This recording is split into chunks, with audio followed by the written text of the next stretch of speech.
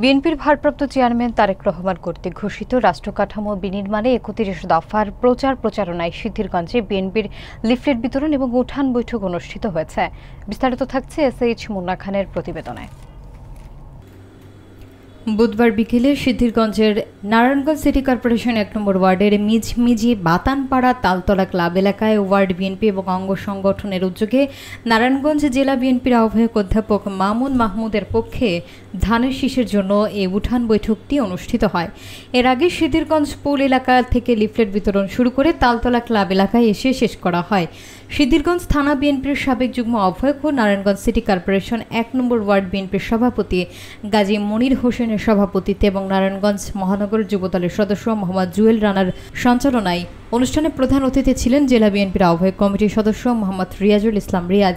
বিশেষ অতিথি ছিলেন বিএনপির আহ্বায়ক কমিটির সদস্য মোহাম্মদ অকিল উদ্দিন ভুইয়া, নারায়ণগঞ্জ মহানগর যুবদলের যুগ্ম আহ্বায়ক আক্তারুজ্জামান মৃধা। অন্যান্যদের মধ্যে উপস্থিত ছিলেন জেলা বিএনপির সাবেক সহ স্বাস্থ্য বিষয়ক সম্পাদক মোহাম্মদ কবির হোসেন, সিদ্ধিরগঞ্জ থানা বিএনপির সাবেক যুগ্ম আহ্বায়ক শাহ আলম হীরা, সদস্য মাসুদুর রহমান মাসুদ, মহানগর স্বেচ্ছাসেবক দলের সাবেক সিনিয়র সহসভাপতি মোল্লা মোহাম্মদ শাখাওয়াত হোসেন, সিদ্ধিরগঞ্জ থানা কৃষক দলের সদস্য সচিব মোহাম্মদ সোহেল রহমান, সিদ্ধিরগঞ্জ থানা ছাত্র দলের সাবেক সাধারণ সম্পাদক মোহাম্মদ জাকির হোসেন, নারায়ণগঞ্জ সিটি কর্পোরেশন ১ নম্বর ওয়ার্ড বিএনপির সিনিয়র সহসভাপতি মিয়াজ হোসেন মানিক, সাংগঠনিক সম্পাদক নুরুদ্দিন নুরু, ২ নম্বর ওয়ার্ড বিএনপির সভাপতি জাহাঙ্গীর হোসেন, সিনিয়র সহসভাপতি গুলজার হোসেন, সাংগঠনিক সম্পাদক মোজাম্মেল, সহ সাংগঠনিক সম্পাদক আবু তাহের, ৩ নম্বর ওয়ার্ড বিএনপির সভাপতি আফজাল হোসেন, সাধারণ সম্পাদক কাজী মারুফ, ৪ নম্বর ওয়ার্ড বিএনপির সাধারণ সম্পাদক শ্যামল সহ আরও অনেকে। আপনারা জানেন তারেক রহমান ইতিমধ্যে জেনেছেন যে ৩১ দফা প্রণয়ন করেছেন, যে এই খুনি হাসিনা গম এই দেশটাকে ভেঙে চুরে তছনছ করে দিয়ে গেছে পালিয়ে যাওয়ার আগ পর্যন্ত। এই ভেঙে যাওয়া রাষ্ট্রটাকে গঠন করার জন্য চ্যালেঞ্জ হিসাবে নিয়ে আপনারা জানেন একটা ভঙ্গুর রাষ্ট্রকে পুনর্গঠন করা অত্যন্ত কষ্টাধীন একটি কাজ। সেই কষ্টের কাজটিকে চ্যালেঞ্জ হিসাবে নিয়ে আমাদের চেয়ারম্যান জননেতা তারেক রহমান দীর্ঘ ২ বছর আগে এই দফাগুলো প্রণয়ন করেছেন, জাতির সামনে উপস্থাপন করেছেন যে বিএনপিকে যদি আপনারা রাষ্ট্র ক্ষমতায় আনেন তাহলে বিএনপি এই দফাগুলোর মাধ্যমে একটি আমূল পরিবর্তন নিয়ে আসবে এই দেশে, যেই দেশে কোনো ফ্যাসিজম পুনরায় তৈরি না হবে, যেই দেশে এই ৩১ দফার মাধ্যমে আমাদের এলাকা, আমাদের দেশ, আমাদের সমাজ ব্যবস্থার উন্নয়ন ঘটবে। যেই দফাগুলোর মাধ্যমে তারেক রহমান বলতে চেয়েছেন যে যেই অর্থনৈতিক ব্যবস্থাকে ধ্বংস করে দিয়েছে এই খুনি হাসিনা গং, সেই অর্থনীতির চাকাকে সচল করবেন বিভিন্ন পদক্ষেপের মাধ্যমে।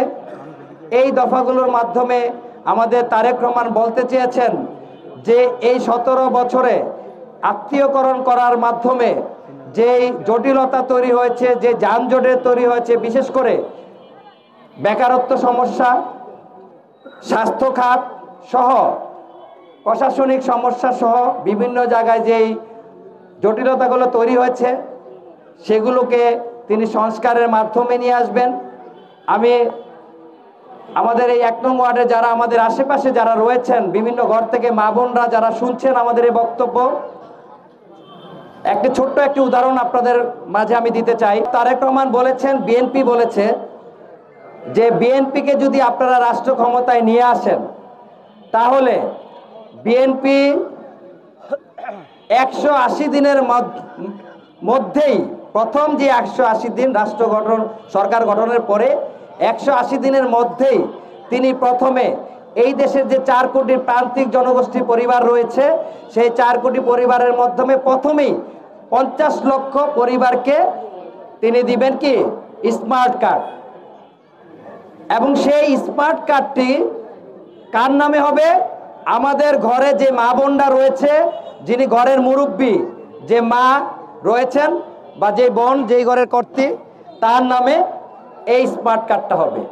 এই স্মার্ট কার্ডটার মাধ্যমে ওই সংসারে যদি কোনো তিনি সমস্যায় থাকেন তিনি সেখান থেকে সরকারের কাছ থেকে একটি নির্দিষ্ট অঙ্কের তিনি ঋণ পাবেন। সেই ঋণ নিয়ে তিনি তার পরিবারকে বিভিন্ন ব্যবসায়িক পদক্ষেপ নিয়ে তিনি তার সংসারটাকে চালাতে পারবেন। এটা হলো তারেক রহমান বলেছেন প্রথম 50 লক্ষ পরিবারকে 180 দিনের মাধ্যমে ঋণটা দিবেন। তাহলে সেই পরিবারগুলো স্বাবলম্বী হবে এবং অর্থনৈতিক চাকাটাকে সচল করবেন। দ্বিতীয় পদক্ষেপ যিনি নেবেন বলেছেন এই 180 দিনের মধ্যেই, সেটা হলো স্বাস্থ্য খাতে পরিবর্তন নিয়ে আসবেন। প্রত্যেকটি পরিবারে একটি করে স্বাস্থ্য কার্ড থাকবে, এর মাধ্যমে আপনারা স্বাস্থ্যের পরিবর্তন নিয়ে আসবেন। এই যে নানামুখী পদক্ষেপগুলো ওনারা নেবেন, আপনারা বিএনপির সাথে থাকবেন।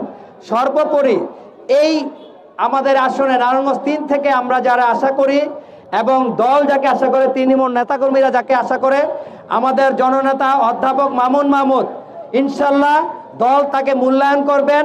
তার ঝান্ডা নিয়ে আমরা আজকে আপনাদের কাছে এসেছি আবারও, যে আপনারা তার জন্য দোয়া করবেন যাতে তিনি ধানের শীষ মার্কা নিয়ে এই আসন থেকে বিএনপির প্রার্থী হয়ে আপনাদের সকলের ভোটের মাধ্যমে তিনি জয়যুক্ত হয়ে এই আসনকে সেবা করতে পারেন।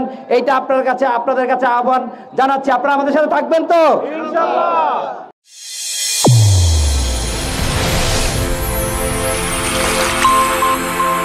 চ্যানেল A1 হৃদয়ের স্পন্দন।